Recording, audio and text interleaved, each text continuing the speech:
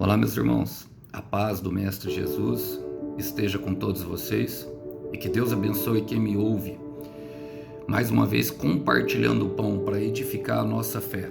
E hoje, o versículo para nossa breve meditação encontra-se no livro do profeta Oséias, capítulo 1, versículo 2, para aquilo que o Senhor quer falar. Vou ler, diz assim: Quando o Senhor começou a falar, Israel, por meio de Oséias, disse-lhe: Vá e case-se com uma prostituta, para que os filhos dela sejam concebidos em prostituição.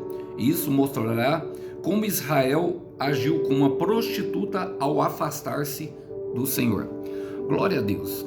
Irmãos, o profeta Oséias talvez tenha sido um dos profetas que mais sofreu com a sua missão, porque afinal de contas, quem quer se casar com uma prostituta?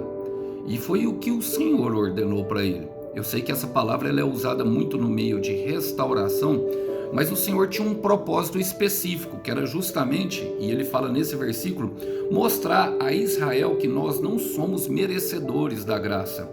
Israel, em sua arrogância, por Deus tê-la defendido muitas vezes dos inimigos opressores, se sentia privilegiada. E Deus estava enxergando Israel naquele momento como uma prostituta. E o que é uma prostituta na sua essência? É a pessoa que vende o seu corpo, é uma mulher que vende o seu corpo justamente para obter um bem, obter uma bênção financeira. Era o que Gomer fazia, ela se enfeitava com as suas joias, ela se considerava tendo uma vida abençoada porque tinha uma vida de alto padrão. Quantas vezes nós nos vendemos por tão pouco? E a pergunta é, se a liberdade não tem preço, porque a liberdade é por meio da graça e por meio da fé de Jesus Cristo, por que é que nós nos vendemos ainda por tão pouco? Não é verdade? Já nos ensina isso, mas Oséias, representando ali o próprio Deus, o profeta do Senhor, aquele que fala em nome, se submeteu. E ele mostra justamente que é através da submissão a Deus que nós alcançamos aquilo que tanto o nosso coração deseja. Através dos filhos que seriam concebidos em prostituição, Deus mostraria, olha só a palavra, isso mostrará a Israel como ele agiu. Por quê? Porque o primeiro filho chama Jezreel, que significa Deus semeia. O segundo filho que teve era Loruama, que significa não amada. E o terceiro, Loami, que significa justamente não meu filho. Ou seja, Deus semeia entre pessoas que não são amadas, que não se sentem amadas e que não são seus filhos. E lá na frente ele fala para Oséias que justamente eles seriam considerados os filhos do Deus vivo. E está falando de nós, gentios, que fomos alcançados pela maravilhosa graça de Deus.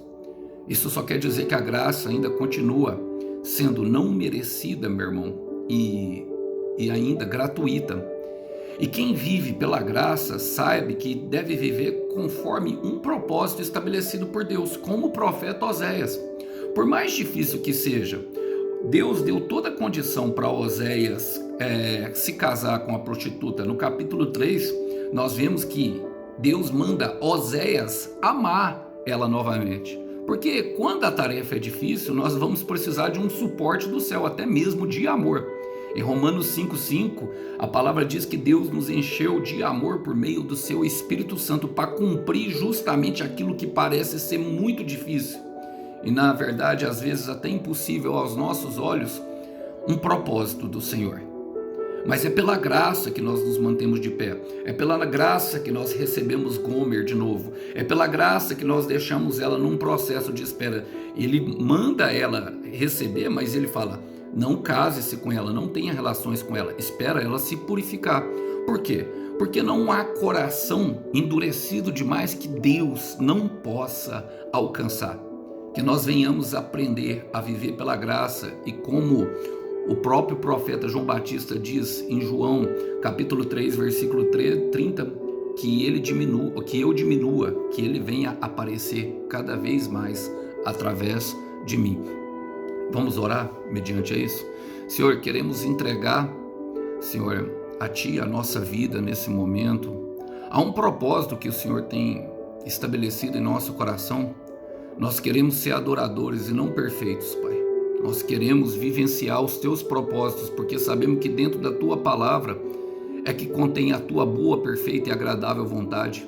E mesmo que essa boa, perfeita e agradável vontade por vezes nos faça caminhar por um vale de sombra, de treva, de morte, aonde tudo parece confuso e não consigamos enxergar nada, sustenta-nos e mantenha-nos de pé, Pai, firme na missão, porque sabemos que o Senhor é poderoso para nos levar até o momento em que nós seremos completamente felizes. É o que nós te entregamos hoje e oramos, Pai. Sustenta-nos na missão em nome de Jesus.